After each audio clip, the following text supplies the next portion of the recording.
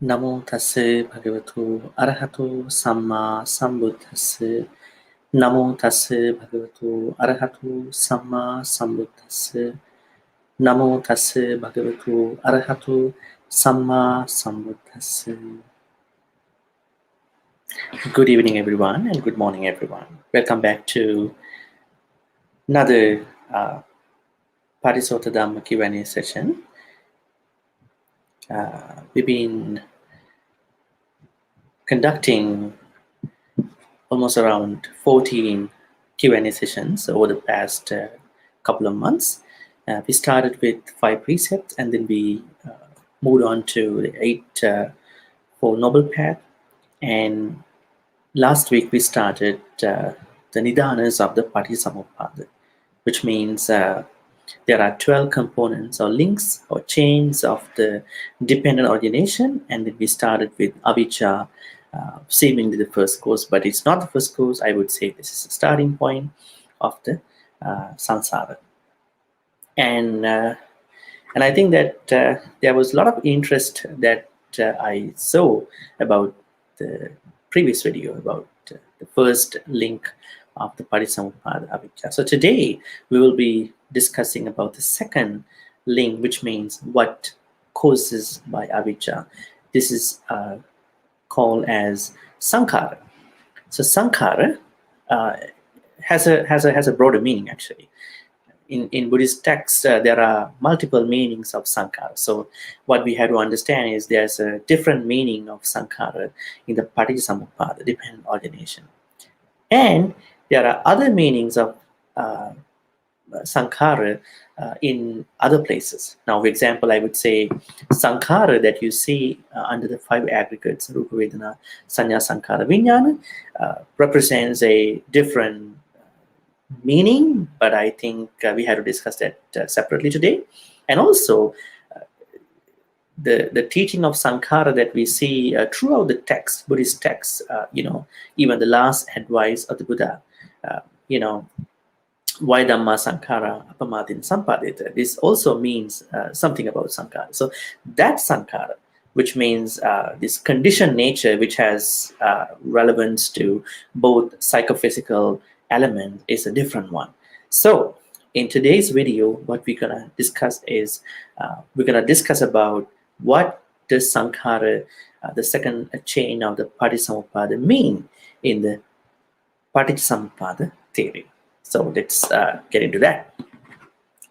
So before I jump into the discussion plus questions, I would like to ask you if you have any questions about saṅkhārā in the Patisamuppada or elsewhere, throughout the text, which means in other formats. I welcome you to type in those questions, those questions as comments, and then please type them in the comments below. So then I will be able to take a look and then answer those questions, as time permits me. Okay. So before the Buddhist teachings were sort of spreading throughout the Indian context, there was this Hinduism, which was much prevalent than Buddhism. Most probably the Hindu philosophies and those different philosophies, Sankhyas, Vedantas, Mīmānsās, these epistemological things, ideas, they were really so much popularized by teachers and followers. So we don't only see saṅkhārā in the Buddhist context. We also see saṅkhārā as samskara in Indian works, Hindu works. Now, what we can see saṅkhārā in Hindu text is they have taken saṅkhārā in a way that and every action, intent, or preparation by any individuals leaves a saṅkhārā, which means every action, every mental phenomena, every experience, which primarily deal with someone's mentality, make up sanskara, which is not, quite different from the Buddhist teachings, but Buddhist teachings talk about something different in addition to that point. So they thought every phenomenon or experience that an individual being experiences in his or her life is a sanskara. This is the Sanskrit term, not saṅkhārā, sanskara. So all the impressions, impacts, imprints, they are the structures of the mind of an individual. So those structures, these experiential structures of anyone, later on we can say this is karma, because karma also being discussed by Hindu people even before the Buddha. So they believed that karma is what people make through sanskara. So sanskara is what they understood by all these things, is that they understood it to be any mental component that a person develops during his lifetime. And the sanskaras also manifest in the forms of tendencies, karmic impulses, subliminal impressions, habitual potencies, or innate dispositions. Now, all the habits that we have, that we develop over time, that we form in our life, they become sanskaras according to Hindu philosophy, which is not, quite different from what we see in the Buddhist teachings. So now, then again, it's very interesting to see that Hindu philosophy plus all the sub-philosophies, they understood that sanskaras, they mean a lot when it comes to experiential part or impressive part of one's life. So whatever the things that people are carrying with karma is none other than sanskara. So which is a good start, for Buddhism to think about it. I mean, so which means this is not a neo theory. I mean, this was prevalent even before the Buddha's time. But we have to see how did the Buddha, revolutionize this concept, according to his way of expressing teaching, because it's not that easy for someone to teach something that was already conditioned, that was already known by many, right? You can sort of like innovate things, but it is not that easy to introduce an existing concept in a revolutionizing way if you don't have some different thinking about it, right? So that's what the Buddha did. Okay, so this is about sanskaras, the Sanskrit word of saṅkhārā, which we see in Hindu philosophies even before the Buddha's time.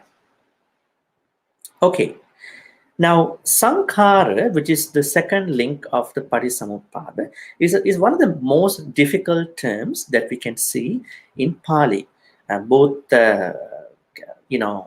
Pali canon, including Abhidharma. So the reason that is going around this difficulty is that there are several different shades of meaning that deepens in the understanding of the specific context. So a single word translation presents a lot of problems. So that's why we had to look at sankhara in different formats while specifying the meaning of sankhara in the Paṭisamuppada. So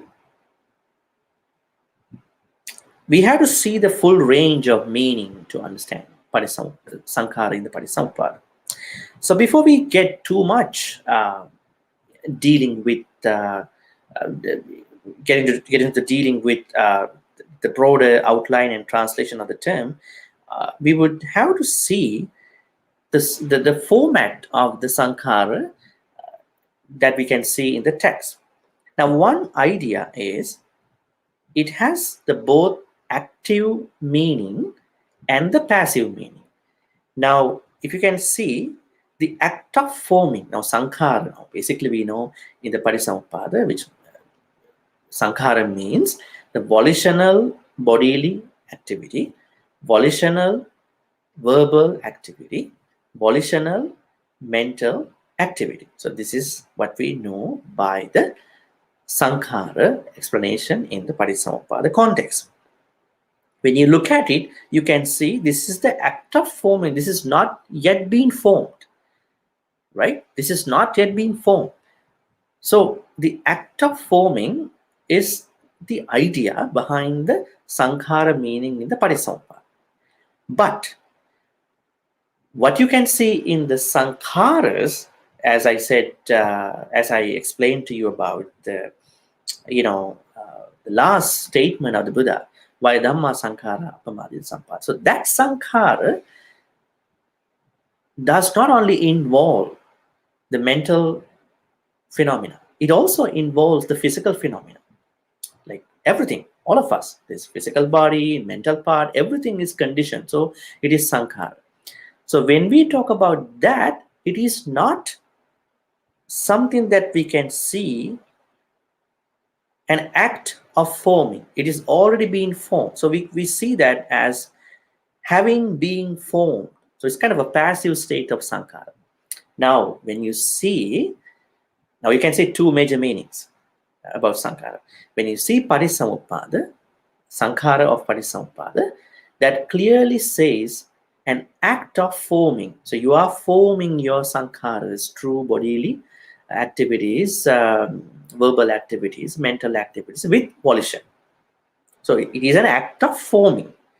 But when you look at Sankharas in other contexts, this bigger, larger, bigger, broader meaning, it has the Sankharas already being formed.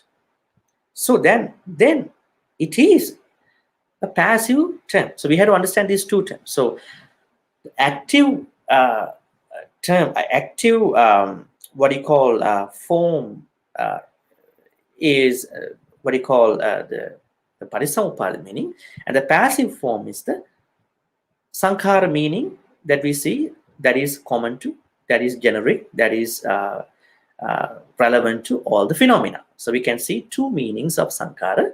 One is what we call by the act of forming, so that is still being formed, but the other one is already being formed, because we all are formed, right? We are formed by our parents and all that, right?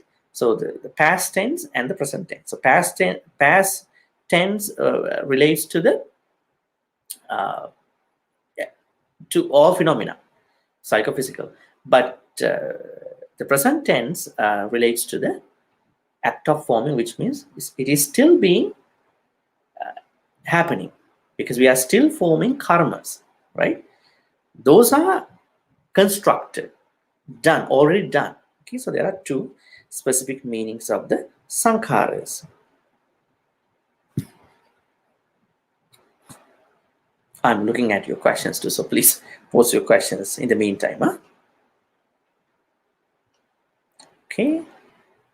So in Paticamuppada, Sankhara represents the active aspect of forming. This is the active aspect, not the passive aspect. So which means Sankhara in the which you call by volitional formations in the Paticamuppada, we're still making karmas, because when you add your volitional part to your bodily activities, which means a kaya sankhara in the form of kaya sankhara, or vachi sankhara, verbal activity with intention or volition, or mano sankhara with volition, then you are still forming. Even at this point, you are listening to Dhamma and you are forming sankharas. So this is why I call it the active aspect of sankhara. So it is clearly connected to karma. So it's a big topic, right? It's highly, highly connected to the karma. Now, I wanted to address this question, this intersection with Abhidharma as well, because otherwise you might not understand how specifically, how precisely you make karmas at this point. Okay. Now, let's get into the questions now. What is meant by Sankhara in the Paticamuppada? Okay, so as we already discussed, Sankhara in the Paticamuppada means volitional formation. So formations the word formation is a very popular word. But here, in this particular context, we mean volitional formations to be sankhara. That is the meaning of sankhara in the Parisauppāda. Some people also translate this to be karmic, formations. It is also true, but I would like to take it from the place where you make karmas. You never know how you make karma if you don't know the construction perspective. So this is called volition. Now, let's talk a little bit about how you make karma. But before that, let's take a look at the Pali definition of the sankhara about Parisauppāda context. Okay, I'm gonna choose Vibhanga Sutta, Samyutta Nikaya 12.2. Katamecha bhikkave saṅkhārā, tayome bhikkave saṅkhārā. Kaya saṅkhāro, vaci saṅkhāro, chitta saṅkhāro. We don't call it mano saṅkhāro. Mano is just a physical sense, right? So chitta saṅkhāra. Ime vucchanti bhikkave saṅkhāra. So that means there are three types of sankharas that are relevant to the Parisauppāda context: Kaya saṅkhāra, vaci saṅkhāra, chitta saṅkhāra. Kaya saṅkhāra means bodily activities. Vaci saṅkhāra means verbal activities. Chitta saṅkhāra means mental activities. So I would like to talk about this from the Chula Vedala Sutta as well, because we can see what these three sankharas really mean. Kaya saṅkhāra means asasa pasasa, in-breath and out-breath, because that is what happens with your physical activities. And then vaci saṅkhāra means vitakka and vichara, which means initial application and sustained application. When you have a thought and then you glide that thought with words, and which has a connection to vaci viññati as well in the Abhidhamma.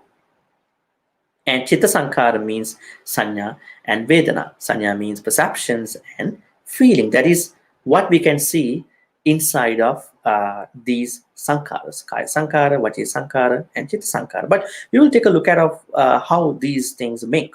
Okay, this is kind of a commentarial expression that I found. Sankhara niddese abhisankharana lakkanu sankhāro. Now, there's another word called abhisankhara. Abhisankhara. Abhisankhara is a Pali word where we see the constructed karmas. Now, if you can see this abhisankhara in some of the Pali texts, you can see punyabhisankhara, apunyabhisankhara, and aninjabhisankhara. Now, you can see abhisankhara. Now, whenever you finish your karma, how can I phrase it? Whenever you done your karmas with volition, the moment you are volition, the moment you have volition, the moment you are intentional about any activity, you are making karma, right? Once the process of karma finish, it can become either punyabhisankhara, which means the meritorious part, or apunyabhisankhara, the demeritorious part, or aninjabhisankhara, which is neither meritorious nor demeritorious, which you mean by the karmas that are relevant to the Brahma worlds, Rupa and Arupa worlds. Now, the interesting thing is, abhisankhara means the process of sankhara that happens whenever whenever you are done with a certain karma. So whenever you are done with a certain karma, it will get to the process of abhisankhara. Okay, so I think there are questions, but I will get into those questions. Don't worry, yeah? So, sankhara niddese abhisankharana lakkano sankhara. So, sankhara in the Parisauppāda context means precisely this is the process of abhisankhara. So your sankharas will become abhisankhara once you finish the process. You are not doing it; it is automatically happening to you. Kaya dvare vopana vasena pavattana kamavachara kusalato attannam Akusalato dvadasanti iti visatiya kaya sanchetana metan adivachanam. Okay, so this is none other than Abhidhamma Chittas. Now, what is Kaya Sankhara? What is Vachi Sankhara? What is Mano Sankhara? So I don't want to sort of like confuse you by saying all these things. So what you have to understand basically is whatever the bodily activities you do with intention, volition, whatever the verbal activities you do with intention or volition, whatever the mental activities you do with volition, they all become Abhisankharas.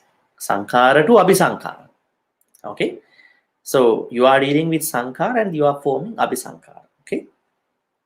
Let me see the question. How about Sankhara as in construction? Okay. So you are constructing your bodily activities, your verbal activities, your mental activities with volition. That is how you are constructing your karma. Now, bodily activities have no karma if you don't have volition.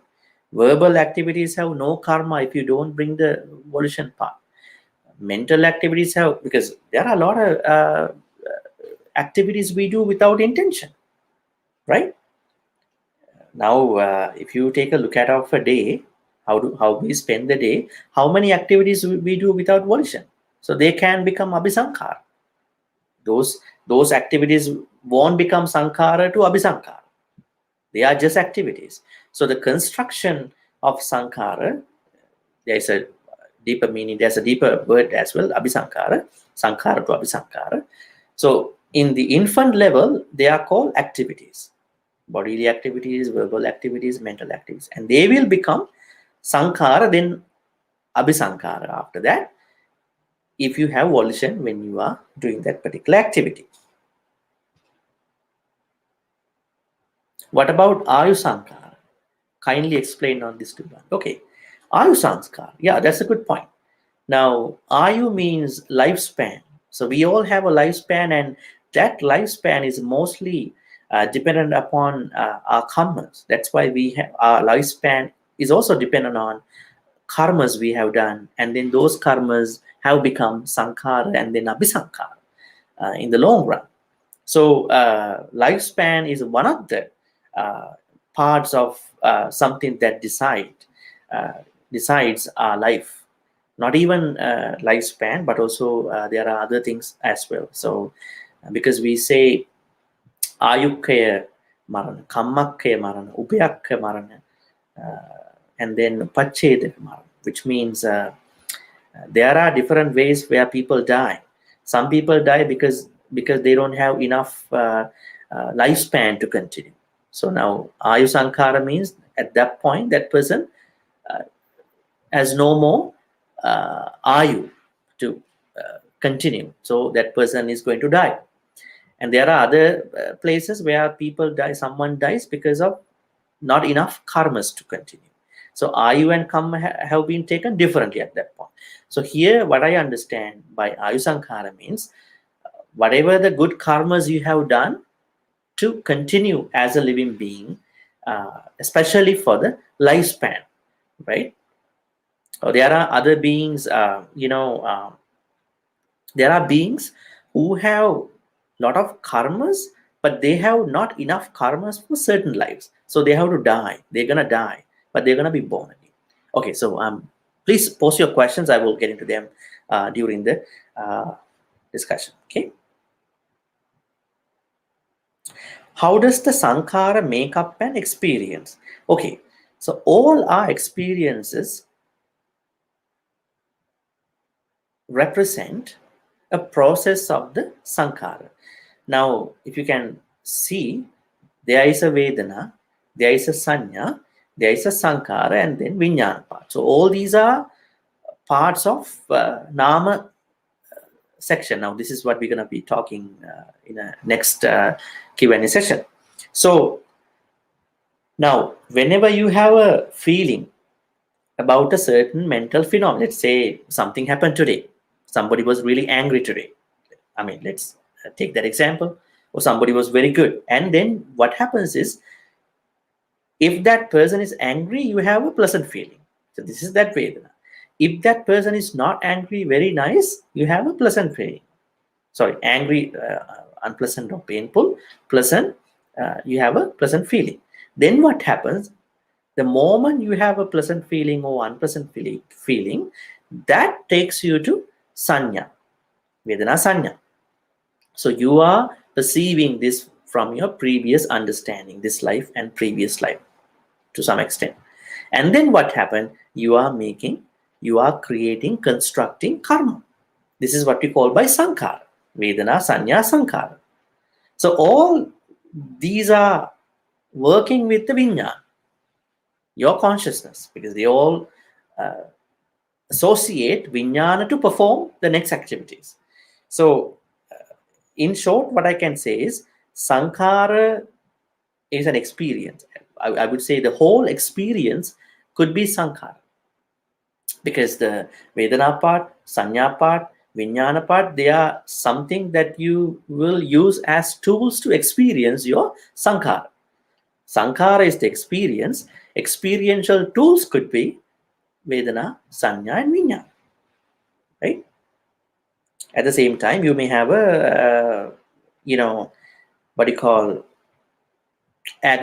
Rupa part, matter part to play this particular experience. You have experiences inside your Sankhara part, and the other tools that you call by Vedana, Sanya, Vijnana will be used to experience that particular Sankhara, and then you may need a certain body to associate. This is what's happening to us now, right? So we got a body, and then we have tools like Vedana, Sanya, Vijnana, and we are experiencing and we are still forming. We will be creating, constructing more karmas as Sankhara, right? This is what's happening. What are the other contexts of Sankharas in Buddhist texts? It's a very good question. Okay, so another context is 5 khandhas, 5 aggregates. Rupa khandha, Vedana khandha, Sanya khandha, Sankhara khandha, Vijnana. Rupa, Vedana, Sanya, Sankhara, Vijnana. Now this is a very famous, I think the most famous teaching about our life of any being, be that an animal, be that a human. This is the basic way we understand a person. So we normally say that we don't want to brand anyone. Every being, there is no being but an amalgamation of these 5. If there is one piece of aggregate missing out of these 5, that person, that individual being will not be surviving after that. So in this 5 aggregates teaching, you can see Sankhara, which I just mentioned as well. So in that, what we can see as Sankhara to be the same karmic forming, or I would say fabrications. Now, there is a very clear connection with Parisamuppada, but we take it in a different way, because we don't talk about Vedana, Sanya, and Vijnana in this way with Parisamuppada. Parisamuppada is the biggest theory about what's happening, the theory that relates to all phenomena. So the theory of Panchakanda is under the Parisamuppada theory. So it is a basic way of understanding a being. There's no being, no animal, but these 5 aggregates. So what can we learn with the Sankhara Khandha? So Sankhara Khandha means that we have a Sankhara Khandha at this point. So this Sankhara Khandha has all our past experiences, past karmas, and because of this Sankhara aggregate, Sankhara Khandha, we are still forming. Even at this moment, we are creating more karmas, more Sankharas. And because this exists at the psycho level, we also form more Sankharas in the future. So this is kind of a note to understand, kind of an illustration to understand how Sankhara Khandha, what you call by the aggregate of formations, work with you. But that one is the biggest theory, Parisamuppada theory. So it could be the same, but you have to understand that from a bigger perspective. I would say samsara from the samsara. But when you say 5 aggregates, you have to have a reference to an individual. So there's a being. The being has rupakkhanda, vedanakkhanda, sanyakkhanda, saṅkhārā-kkhanda, viññāna-kkhanda. So we sort of like we narrow down to a certain person, boil down to a certain person. But when we talk about sankhara in the Parisamuppada, it teaches us that how we create sankharas with volition, and then how those sankharas become abhisankhara, so that how they take us to samsara, how they keep us in the samsara. But if you really want to know how this happens at this point, then go to the Panchakanda theory, what you call Panchakanda teaching. So you understand easily, okay, the Sankhara teaching that we know as a second link in the Parisamuppada is very manifest in my life at this point, because I can understand that Sankhara chain, I would say Sankhara link Nidana with the 5 aggregates theory. So that is how we have to take that format. So the same thing, but I would say Panchakanda, the theory, the teaching of 5 aggregates is a good example to Sankhara that we say in the Parisamuppada. Second,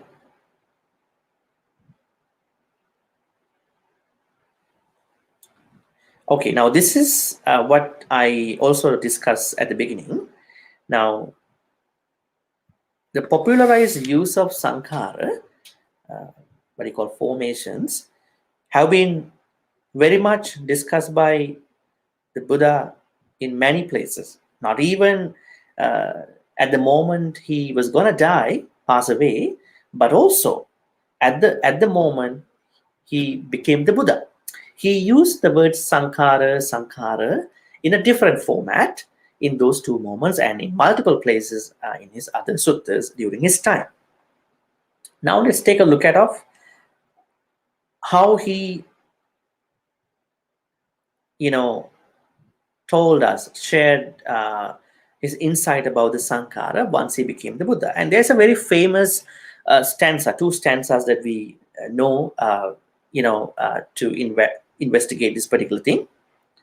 Let's take a look at Aneka jati sansarang sandha vissang anippisang gahakārakang gavesantu dukkha jati punam punam gahakāraka dittosi punagehang nakahasi sabbate pasuka bagga gahakūtam visankita visankhāra gatan chittam tanhanam kaya majjagati. Now we can see Sankhara in this stanza. Where is it? Visankhāra gatan chittam. The meaning, I, who have been seeking the builder of this body. Now he is using body in a sense of house, or house in the sense of body. Sorry. Failing to attain enlightenment, which would enable me to find him, the constructor of the house called the body.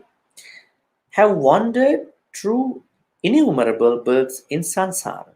To be born again is indeed dukkha. So this rebirth concept is to become a victim to the rebirth process is a suffering. Oh, house builder.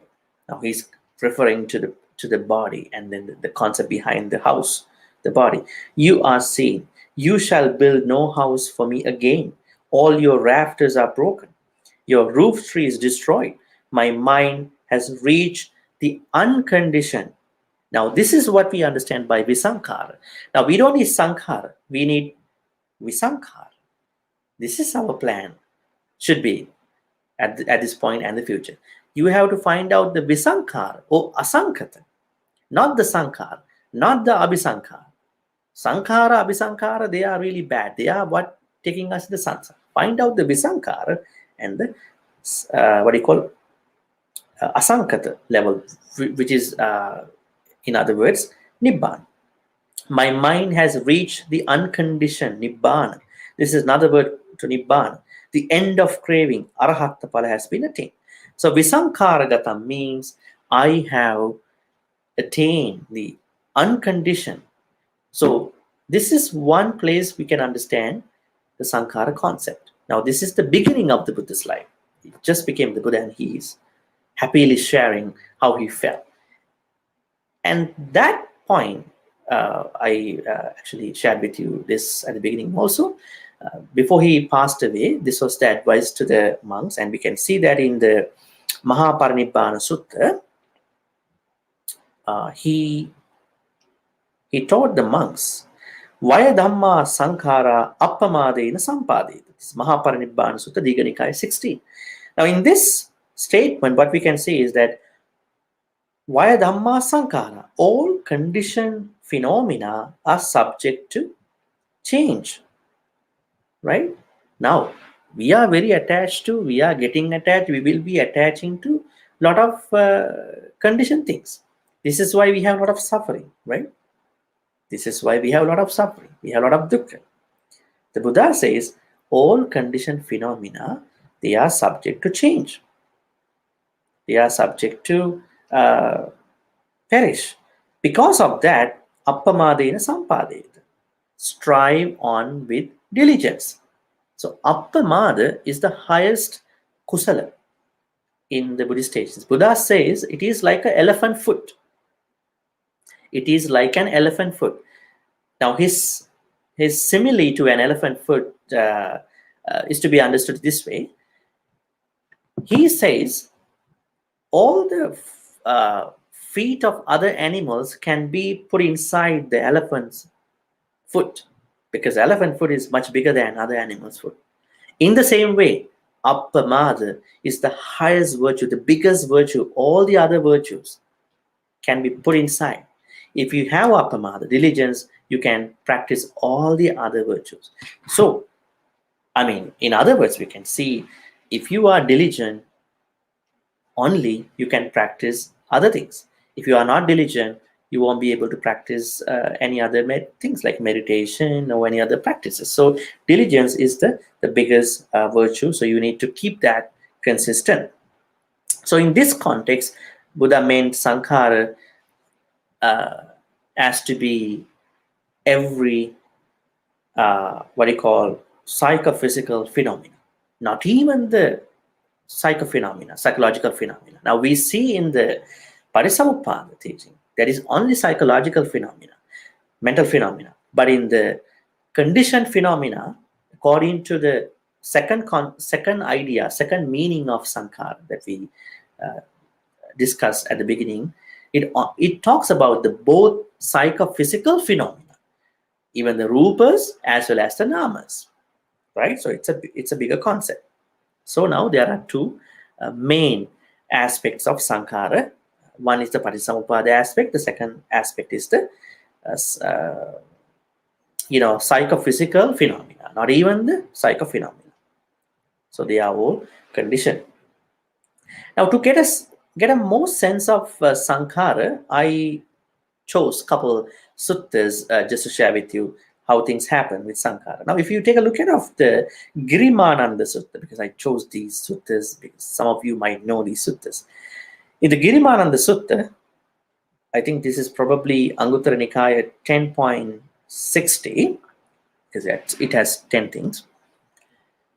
Buddha got to know that the monk Girimananda was very ill. And then he asked monk Ananda to learn the 10, how do you translate that? The 10 perceptions, and then go teach him, and he will be better after listening to the 10 perceptions. So these 10 perceptions are really important, because if somebody can be better with the mental and physical health, as well as if we can see Sankhara in this context, which means Sankhara has a bigger connection to our life, our well-being. So what are these 10 perceptions? And we can directly go into Sankhara. Sache kotwang ananda girimananda sabikuno dasasanya baseyas tananko panetan vijjati yang girimanandas bhikkuno dasasanya sutva so abadu Thanasu Patipassambe Katamadasa Anicca Sanya, Anatta Sanya, Asubha Sanya, Adinava Sanya, Pahana Sanya, Viraga Sanya, Nirodha Sanya, Sabbaloke Anabirata Sanya, Sankharesu Anicca Sanya, Anapanasati. Now you can see the ninth perception is Sankharesu Anicca Sanya. Now do we practice this one? The perception, what do you call? The perception of impermanence in all conditioned phenomena. Now this is what we understand by Vayadhamma Sankhara. Vayadhamma Sankhara means all conditioned phenomena regardless of psychophysical elements. It includes both psycho and physical elements. So not even the psycho elements that we can see under the Parisauppāda. So this perception, which is the ninth perception that monk Ananda learned and then taught monk Girimananda, was very interesting. Let's take a look at how he taught monk Girimananda. Now, he taught, this is the same thing that he learned from the Buddha about 10 perceptions. He shared this way. Katama Chananda Sabba Sankharesu Anicca Sanya. Idhananda Bhikkhu Sabba Sankharesu Attiyati Harayati Jigucchati. Ayang Vucchatananda Sabba Sankharesu Anicca Sanya. And what Ananda is the perception of impermanence in all conditioned phenomena. Now, in the first place, what we have to understand is we have to believe in change, impermanence with regard to conditioned phenomena, all conditioned phenomena. But we don't do that. A lot of people, they take it as a surface level teaching, right? So we know that anicchata, the theory of teaching of impermanence is just something that we need to understand. No, I mean, you have to put it into your life. How someone should need to understand impermanence with regard to all conditioned phenomena, both psychophysical elements. Here, someone is repelled, humiliated, and disgusted by all conditioned phenomena. This is called the perception of impermanence in all conditioned phenomena. So one is repelled, we call it by attiyati, and harayati means humiliated, and jigucchati, disgusted. Now, this is not something normally happens to us, right? Normally what happens to us is that we are accepting that these are really bringing me joy, comfort, and then happiness and bliss in the long run. And we don't ever think that these are some things that will make us repel, humiliated, and disgusted. So we have to be disgusted, we have to be repelled, we have to be humiliated by all conditioned phenomena.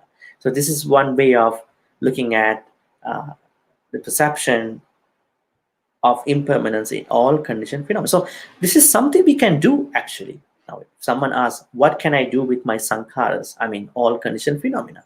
So you have to be humiliated, disgusted, and repelled by all conditioned phenomena. Don't take a chance. Try to practice the thinking of,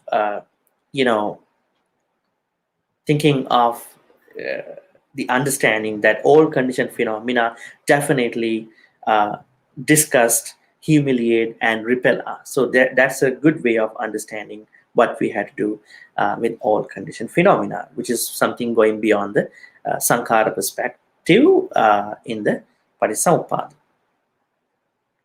And I also want to choose another sutta which has no particular name, but I would say Samyutta Nikaya 12.83.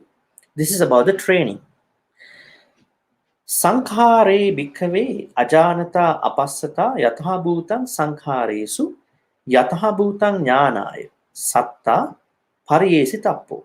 Sankhara samudayang ajanata apassata yathabhutang sankhara samudaye yathabhutang jnānāya satta pariyesi tappo. Now, it means that we have to bring sankhara to the Four Noble Truth perspective. What is the truth of sankhara? What is the cause of sankhara? What is the cessation of sankhara? What is the path that leads to the cessation of sankhara? Right? So that's an interesting. So we have to bring Sankhara into the Four Noble Truths perspective. And also, I wanted to choose another sutta called Kalattaya Anicca Sutta. Sorry, it has to be pronounced by Kalattaya Anicca Sutta. Rupam Bhikkave Aniccam Atita Nagatang Kopanavadu Pachupanasa. Form is impermanent, both of the past and the future, not to speak of the present. Evaṁ passang bhikkave sutava arya savako atitasmin rupasmin anapekko hoti anagatang rupam nibbindati pachuppannassa rupassa nibbidaya viragaya nirodhaya patipanno. Vedana sanya sankhara. The same applies to other aggregates. It means Rupa is impermanent, Vedana is impermanent, Sanya is impermanent, Sankhara is also impermanent. Both of the past and the future, not to speak of the present. Seeing thus the instructed noble disciple, if you want to be, if you are, is indifferent towards form of the past, probably the perceptions, formations of the past. She does not seek delight in Sankhara of the future. She is practicing for revulsion towards Sankhara or any other aggregate, for its fading away and cessation. So this is what we have to understand. So the simple meaning is that we have to be repelled, disgusted by Sankhara. We need to understand that the easiest way to understand is that Sankhara is changing. That is what the Buddha said. Vaya Dhamma Sankhara. Sankharas are subject to change. So if you believe in the change with Sankhara, you are good. Okay. Why do we make volitional constructs? Because of avijja. We actually talked about that last week. Because of the unwisdom, because of the ignorance about the Four Noble Truths, we construct volitional constructs or volitional formations or karmic formations, which we know by Sankhara. That's the reason. What should be done for Sankhara? Okay, so what you have to do is you need to let go, you need to abandon all the Sankhara. So we have another word for this. Sabba Sankhara Nirodha. This is what we understand, because we also talked about a way how we need to bring Sankhara into the Four Noble Truths perspective. So Sankhara, the origin of Sankhara, cessation of Sankhara, the path which leads to the cessation of Sankhara. So the easiest way to let go of Sankhara is believing in the change. Okay, any other questions going on? Someone asked me, what about metabolism? I think this is kind of a material question. Well, we only talk about what you call the mental phenomena with regard to Parissamuppada. I mean, the perspective of Sankhara with regard to the mental phenomena. But we also discuss about all conditioned phenomena. That is the second perspective. So the first one is active perspective. The second one is passive perspective. Active perspective of Sankhara means you are forming Sankhara. That is the meaning of the Parissamuppada about Sankhara. But when you take all conditioned phenomena, the Sankhara, in that wider perspective, that is the passive perspective which we understand by the Sankharas you have already done. So these Sankharas could be material things. These Sankharas could be your karmas as well. But when it comes to Parissamuppada, it teaches us that how the ways and means how we form karmas, how we still make karmas, how to avoid making bad karmas, how to avoid making demeritorious, demerits and also merits, because they all lead us to samsara. And the words which go by Sankhara and Sansara, they are, euphonic, I guess. They are similarly pronounced, because if you create sankharas, then they will become abhisankharas, and you are in the sansara. Sankhara, Abhisankhara, Sansara. So they are similarly, they are they are actually taken in the same way, with different aspects, different processes happening each other. So when you have intention, volition, then you are creating sankharas in the Patisamuppada. Now, in Abhidharma, what we understand by sankhara is all the chetasikas. Now, if you take a look at all the chetasikas, there are 52 chetasikas. There are 13 what you call neutral chetasikas. They are used, they are employed in all the chittas, all the 89 or 121 chittas, and there are 14 immoral mental concomitant, I would say, chetasikas, and there are 25 what you call wholesome chetasikas. So when we look at the 52 chetasikas, they clearly mean they are experiences. Let's say you have what you call neutral chetasikas. Now, these neutral chetasikas, they work with all the chittas. Let's say you have a thought, you have a chitta now that should have passa vedana, sanya chetana, ekaggata jivitindriya manasikara, which means your chitta is supported by a contact, a feeling, a perception, a volition. Now, see the volition part in the Parisamuppada, one-pointedness, life faculty, and decisiveness.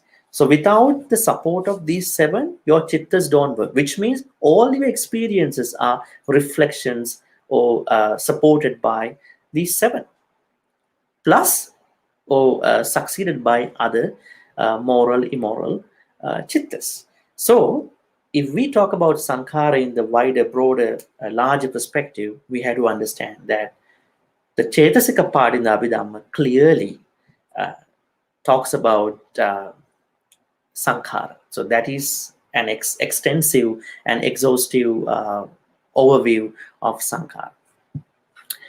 Okay, any questions?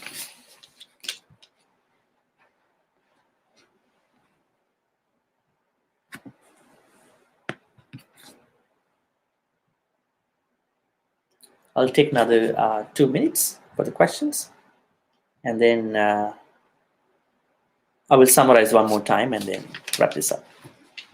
Any questions about Sankhara? Sankhara is specifically about the Patisamuppada context and the context that we can see in other sutta places, sutta references. If you have any questions, you can post them in the comments.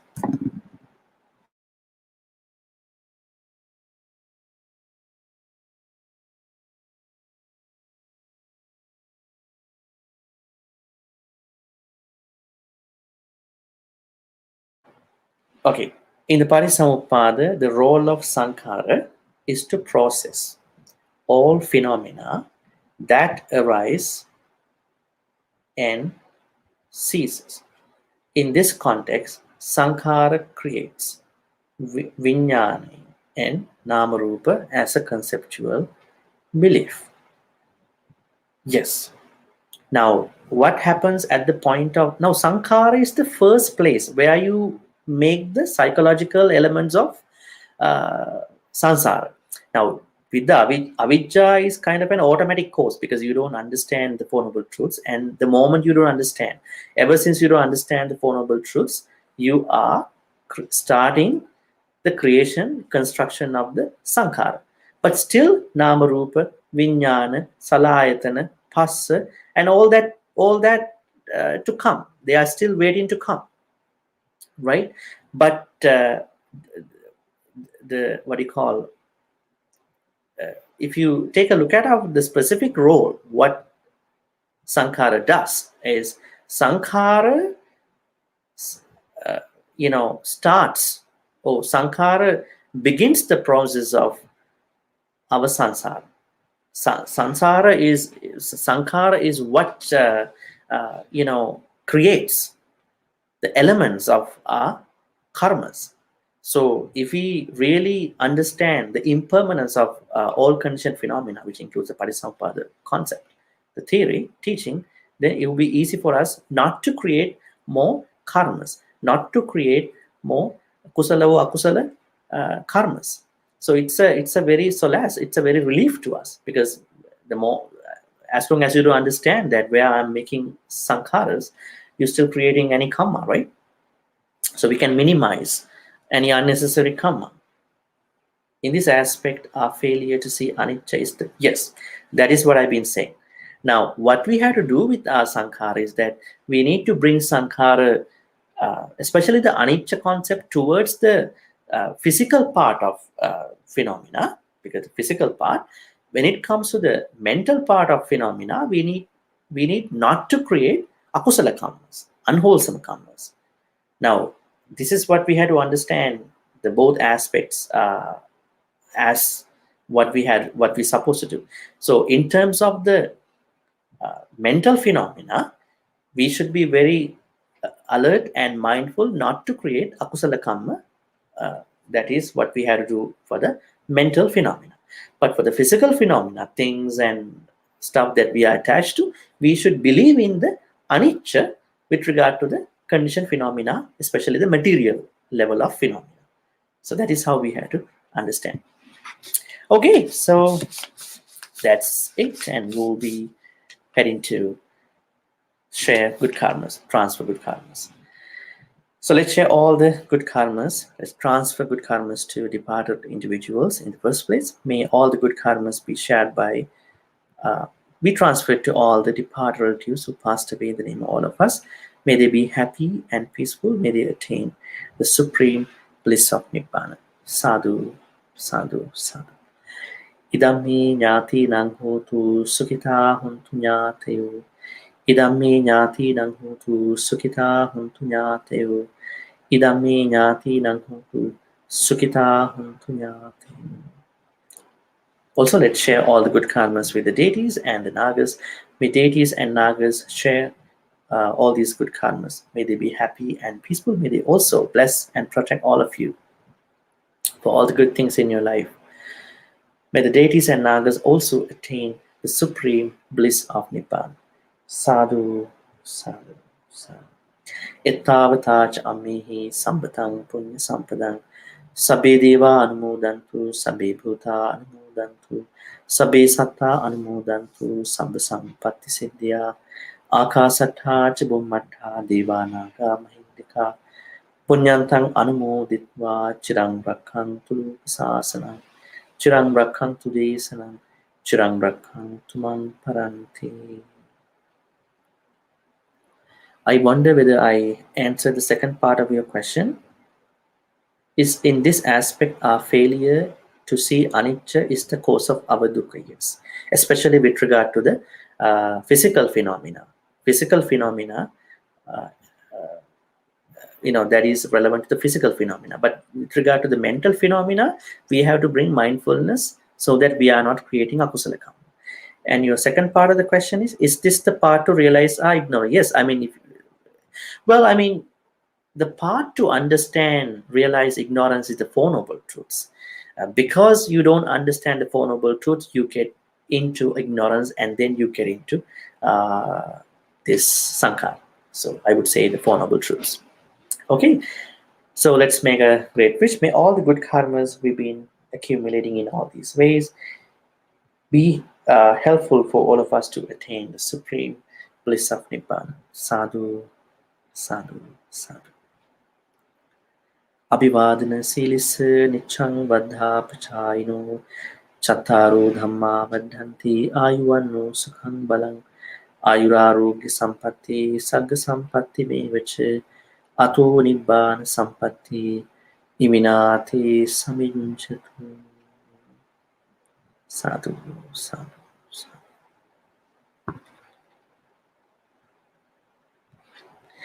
Okay, so thank you everyone, and I hope that you continue to be safe in this pandemic time, and we will see you with another Nidana, the third Nidana, next Monday. Until then, stick around and Be safe and have a good evening. Have a good morning. Good day ahead as well.